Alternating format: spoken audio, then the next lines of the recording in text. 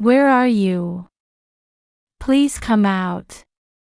When I returned home after being away for work, my grandchild was gone. I searched around the house thinking that maybe he had been involved in some kind of incident. Then, I discovered my grandson in an unexpected place. I can't let my daughter-in-law leave a small child in a place like this. I decided to punish her for leaving my grandson behind. My name is Mary. My husband died a few years ago, and since my son Brian entered the workforce and left home, I have been living in the house my husband left behind. Even though I am single, I have no problem making ends meet as I am qualified as a visiting caregiver. Home visiting nursing care work is in high demand in this area, where there are many elderly people, and I spend my days busy. One day, I received a call from my son, Brian. "Hello, Mom, this is a sudden matter, but I have been transferred." Apparently, he was assigned to a place much further away than where he currently lives. "Ethan is too young, can't you refuse? It would be unreasonable for the company to suddenly transfer you at a time like this." Brian lost his ex-wife to illness, and his last memento is my grandson Ethan. Ethan is only 5 years old, but he is an intelligent child who tries not to cause trouble for his father, perhaps because his mother died at an early age. After losing his ex-wife, Brian lived with Ethan for a while, but one day he met and remarried a woman named Elizabeth, and now the three of them live together.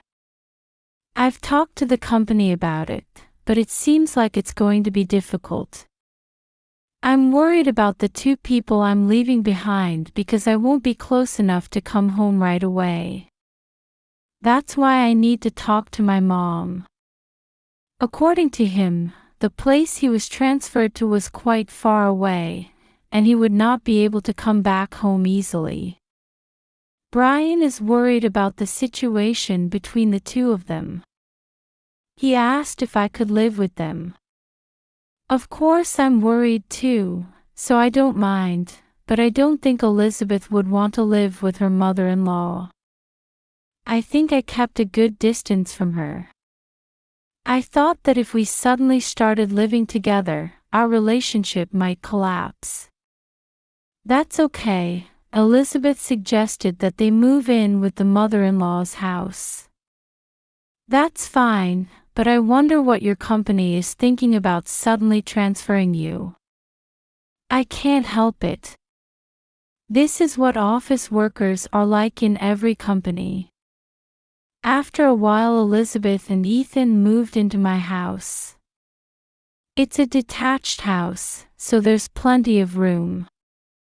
While carrying their belongings in, I see my grandson Ethan, who seems depressed and refuses to leave his father's side. "Ethan, come over here and let's have a snack." With that said, I handed the cookies I had bought to Ethan, and he accepted them with his small hands, saying, "Thank you, Grandma." I was worried about whether Ethan would get used to me since we were living far apart, but surprisingly, Ethan seems to be opening up to me. As I was smiling and looking at Ethan chewing on the cookies, I heard a big dog's voice yelling, "Bow wow," from the garden. "Is that Rocky?" When I asked Brian, he nodded yes. There was a small dog with fluffy white fur in the garden. Rocky was Elizabeth's dog when she was single, and when she moved, she brought him into my home. Luckily, I have a large garden, so I plan to put Rocky's doghouse there. I also love dogs, so I was looking forward to meeting Rocky. "Rocky." Ethan saw him and ran out into the garden. He tries to touch its fluffy fur. "Aw, Ethan. I always tell you not to touch him with dirty hands." Elizabeth yelled at Ethan in a surprising move. After trembling at those words, Ethan murmurs in a low voice that he's sorry. "You don't have to be so angry, do you?" At this, Elizabeth looked embarrassed, and without saying a word, she quickly moved away and went back to her work. "Hey Brian, is Elizabeth always like that?" Elizabeth's hit on Ethan seemed too harsh. "Sometimes she scolds him for discipline, but it's not right now that I'll tell her that too." Did she not like that he tried to touch him with his hand as he was eating sweets just now? I felt a little uneasy about my future life as Ethan looked depressed and looked down at her scolding. The moving work was completed successfully. Brian departed for his new job, and the three of us began our lives together. Then, "Stepmom, please pick up Ethan." She told me that she was having a mom friends gathering today as well, wearing a tight-fitting dress that showed off her body shape, and wearing more makeup than usual as she headed out the door. As the scent of harsh perfume lingers in the air, I sigh again. At first, Elizabeth acted like she cared about me, but as she got used to living in my house, she started acting indifferent. Elizabeth was a housewife, and even though she was not working, she was often away from her home on a daily basis. Although she does the bare minimum of housework, she doesn't hesitate to ask me, who works full-time as a home care worker, to drop Ethan off at kindergarten and pick him up, like today. I've heard that she has a wide circle of friends, but I wonder if she has so many occasions to get together. When I said that I couldn't always cooperate because I had work, I was told that Ethan might get bullied if she didn't get along well with her mom friends, so I always reluctantly agreed. Elizabeth thought I wouldn't be too strong, so after a while she started going out at night. Apparently she has a drinking party just for moms. On those days, I put Ethan to bed. "Mom is busy today." "Sorry, but you will be with your grandma." "Well, I love sleeping with grandma." "Thank you," Ethan said and hugged me tightly. I'm almost moved to tears by admirable Ethan, who must be feeling lonely after being away from his father. Elizabeth is his mother, even though she is his step-in-law. Shouldn't his mother be there for him while his father is away? Or doesn't she feel sorry for Ethan because she's just playing around? Thinking about it always made me angry. Still, Ethan is admirable and seems to be concerned about Elizabeth, and one day when her birthday was near, he told me that he wanted to give her a present. Mom always seems busy, right? That's why I want to make her a delicious meal. Yes, I understand. Then let's make a feast with Grandma. He tells me that he wants to keep it a secret until the day of the meal, so we secretly discuss what to make and make our own plans. Then, on the day of Elizabeth's birthday, Ethan ran up to Elizabeth, who returned home after 5 p.m. after going somewhere again. "Mommy, welcome home." What? "Mommy is tired. If you need anything, please tell Grandma." Elizabeth treated Ethan, who had been waiting impatiently for her return, and immediately retired to her room. But Ethan didn't give in to her cold attitude, and he forced her to come over, pulling Elizabeth's hand and leading her to the dining room. On the dining table is the mac and cheese I made with Ethan. The word "I love you" written on top of the mac and cheese with ketchup was clumsy, but it showed the child's utmost love for his mother. But Elizabeth sees this and is incredulous. "What's this mac and cheese? It's all messed up with ketchup, isn't it?" Ethan looked hurt by the mocking way she said it. Mom, it's your birthday today, right? I did my best to make you a birthday present." Elizabeth let out a deep sigh as Ethan spoke hard while feeling like he was about to cry. It's too much trouble. I understand," she said as she reluctantly sat down and took a bite of her mac and cheese. She immediately puts down the spoon and stands up. "It's not very tasty. I'm not hungry, so thank you for the meal. I'm not going to eat anymore, so I'll put it away." She heads to the kitchen with the remaining plate of mac and cheese in hand. Then Elizabeth started dumping the remaining mac and cheese on her plate into the trash bag. "Hey Elizabeth. That's too much. Ethan worked hard to make it for you, right?" "Oh, I'm a little sick. I just wasn't hungry." "That's not enough reason for you to throw anything away.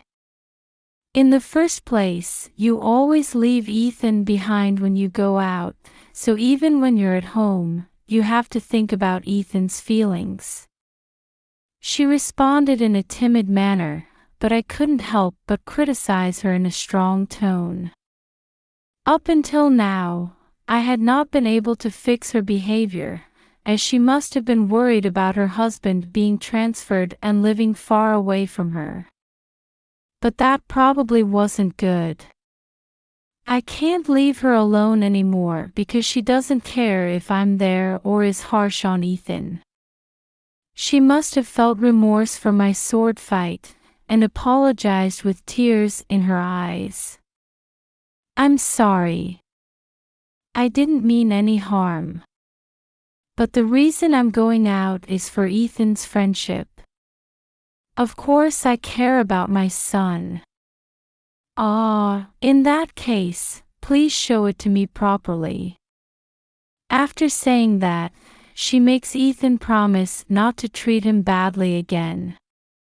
She certainly seemed to have become kinder to Ethan since then. However, I still can't shake my anxiety over the somewhat awkward interaction between mother and child. Then the season changed and it became winter. When I looked out the window, it was snowing, which is rare in this region. After finishing dinner, I was cleaning up in the kitchen when Elizabeth came into the living room with a fierce look on her face. "Rocky's not here. You must have done something wrong and let him escape." She approached Ethan, who was sitting on the sofa quietly watching TV, and suddenly she started accusing him in a decisive manner. "I don't know, Mom." However, Ethan shook his head with a puzzled look on his face, as if he didn't remember it. Of course, Ethan is not the kind of boy to let a dog get away. Wasn't she the one who strictly told Ethan not to touch Rocky in the first place? Wait a minute, you don't have any proof. It wouldn't be good for Ethan to do that in the first place. I rush in and protect Ethan. His body was trembling as I held him, probably because his mother had yelled at him. I mean, think about it. Why would Rocky go missing when he's tied up in a cabin? There's no way someone would have missed him on purpose. She may be sad that her dog is gone, but she still suspects her son and accuses him without any evidence. I got angry at her unbelievable claim and was about to retort when my smartphone suddenly rang. When I looked at the screen, I saw an incoming call from the nursing station where I work. I answered the phone anyway, and was told that the elderly person I was visiting had fallen and injured himself at home, and asked me if I could go check on him now. I'm worried about Elizabeth and Ethan, but I can't leave an elderly person alone who has fallen and can't move. Ethan, I'm sorry. Grandma has to go to work for a while. Please sleep with Mom first. Elizabeth, that's what I'm asking you to do. When I said that, she grudgingly nodded in understanding with a sullen look on her face.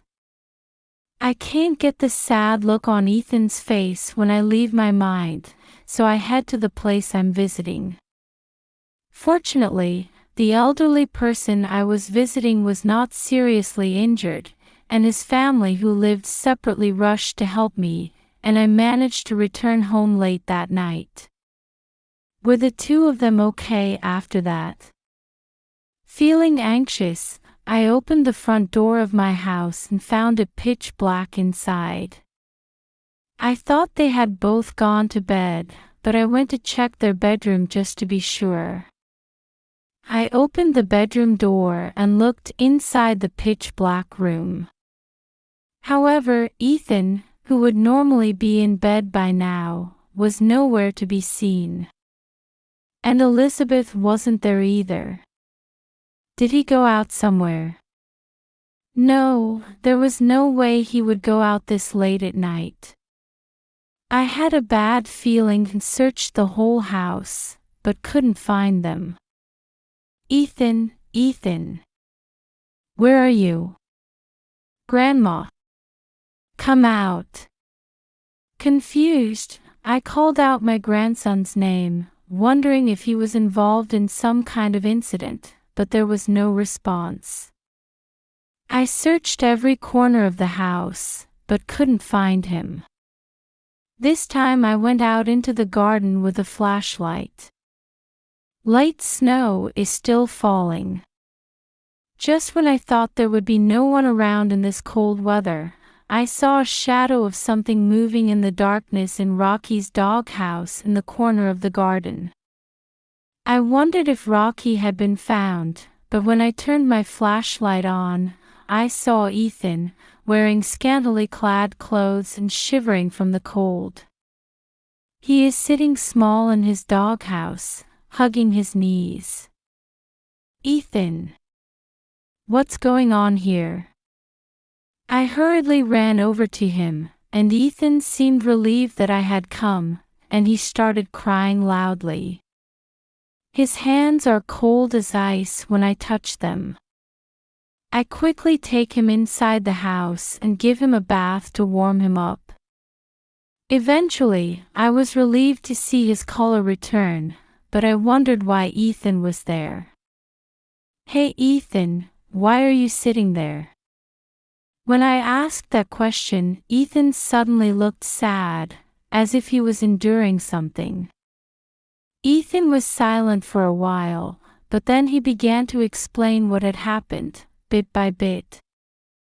After Grandma went to work, Mom told me that I set Rocky free. She didn't believe me when I said I really didn't know. Then Mom got mad and told me to stay at Rocky's house until Rocky came home.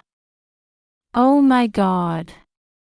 What parent would tell a 5-year-old to stay outside in the snow, let alone in a doghouse? I said thank you for talking to me and hugged Ethan, who started crying again to calm him down. Then I picked up my smartphone and called a certain number. How could you leave such a young child alone in the snow? I can never forgive her this time. Hello, I'd like you to come and pick us up.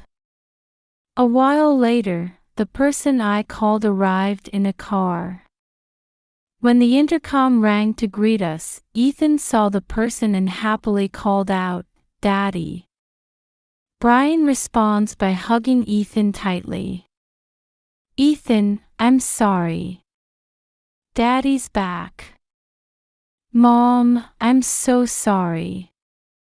I couldn't believe this had to happen. We'll talk later.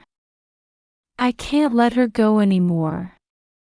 Come on, Ethan, let's go with Daddy and Grandma. With that, the three of us left the house and got into Brian's car, which was parked outside. After driving for a while with Brian, we eventually entered a residential area. This area is a so-called high-class residential area, and all of the houses are surrounded by high walls. Brian stopped his car in front of one of the largest mansions. It's been a long time since you came here. Come on in. An old white-haired gentleman came out from inside and greeted us with a smile. He, Robert, is the father of Brian's ex-wife, and thus Ethan's biological grandfather. After remarrying, they refrained from interacting publicly, but Brian apparently met Robert on a business trip. Brian, who was suddenly separated from his family due to a sudden job transfer, consulted Robert that if things continued like this, he would not be able to spend time with his family and would put even more emotional stress on Ethan, who was probably feeling depressed after losing his biological mother. Robert, who ran several companies and was concerned about his grandson even when he was away, invited Brian to come work for him if that was the case. At first, Brian wasn't sure if he should be so receptive to the offer, but he was told that if it was Robert's company, he wouldn't have to be transferred. It seemed the best for Ethan, so he asked Robert to give him that job. Meanwhile, I was reporting to Brian about the situation of the two people living with me. Elizabeth goes out frequently saying she has something to do, and her attitude towards Ethan is cruel. Even when the three of them lived together, there were times when Ethan would behave strangely, even though she acted like his mother on the surface. So we decided to keep the news of his job change a secret from her for a while. He was making preparations to live together behind the scenes, but something like this would happen before that happened. When I report that Ethan was in the kennel, Robert becomes furious, and Brian hugs Ethan, tearfully saying he's sorry. Can I live with my dad? Will we be separated again?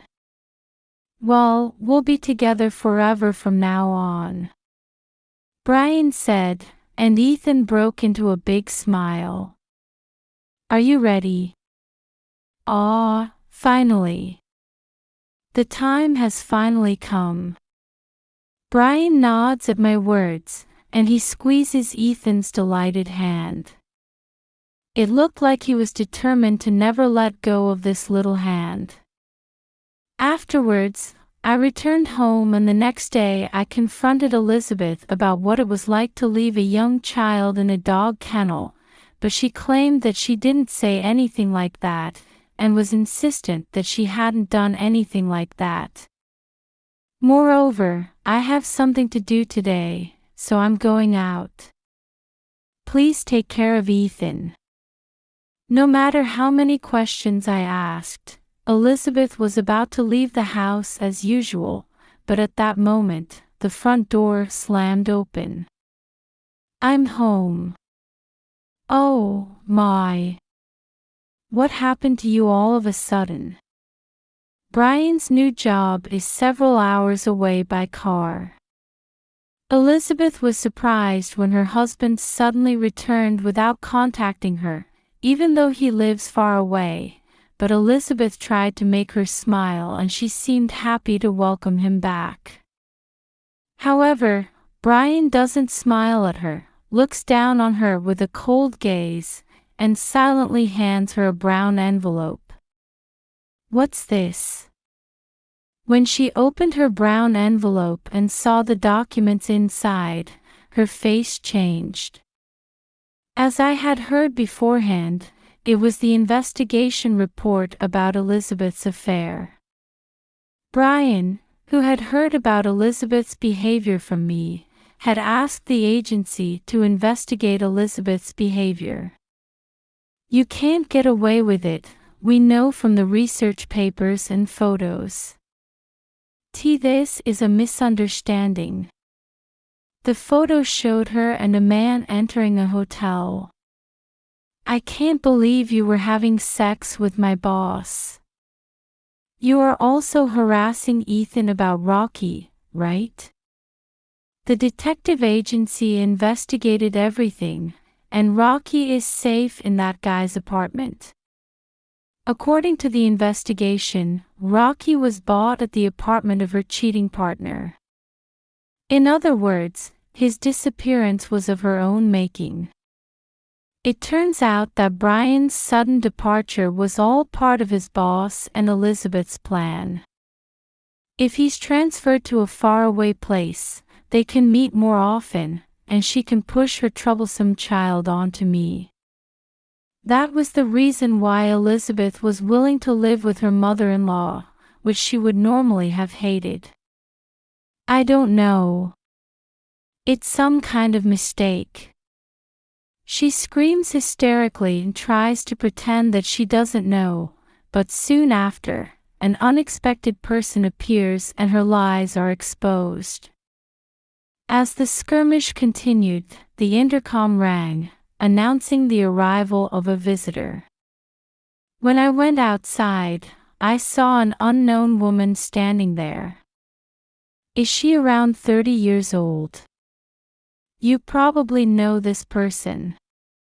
Elizabeth shook her head from side to side at Brian's words. No. I don't know. Who is it? She has a look on her face that says she really can't think of one. Brian snorted when he heard that. I heard that you often showed up at the kindergarten's mom-friend gatherings, leaving your child with my mom. This is the mom of Ethan's best friend. You didn't know, that would be impossible. Furthermore, he confronts her with his photo and his investigation report, which are evidence of her affair, and demands that she tell him the truth. Then she collapsed on the floor, and as if she had realized that she could no longer lie, she admitted everything. Brian looks down on her, hands her the divorce papers he's filled out, and coldly declares that he wants a divorce. I was just tempted by an evil spirit. I just want to avoid divorcing. It's too late, I can't forgive you for hurting not only me but Ethan. Get out of this house. You're so bossy. I've been taking care of your child with your ex-wife. But what's with that attitude? Why don't you just say thank you to me? Of course I'm grateful. But what about now? You're just playing around, pushing Ethan to my mom. Ethan and I don't need a mother who pushes her child into a kennel. A big fight broke out, and things didn't go away for a while, but after a while Brian and Elizabeth's divorce was officially granted in court. He asked a lawyer to get a large amount of compensation from both her cheating partner and Elizabeth, but it appears that his boss also had a wife and child, so they both had to pay compensation as well. Furthermore, it seems that the company of the man that Elizabeth was having an affair with just happened to have formed a business partnership with Robert's company, and the man was fired to take responsibility for it. I heard that he lost his job and was forced to live a simple life in order to pay alimony, and is now living on a small scale in municipal housing. The two got together after an affair, but things seem to be quite tense between them, as they constantly fight, perhaps because they lost interest after seeing the reality of the trial. On the other hand, We are now able to live as a family of 3 in this house that my husband left us. Ethan seems to be smiling much more now that his father is around. Because of that incident, his grandfather, Robert, started visiting our house from time to time with sweets and toys just to see Ethan's face. Ethan is also very attached to him, calling him Grandpa, Grandpa. I can never forgive Elizabeth for what she did to little Ethan. So we want to create lots of fun memories for Ethan. I wanted to give Ethan a happy life this time.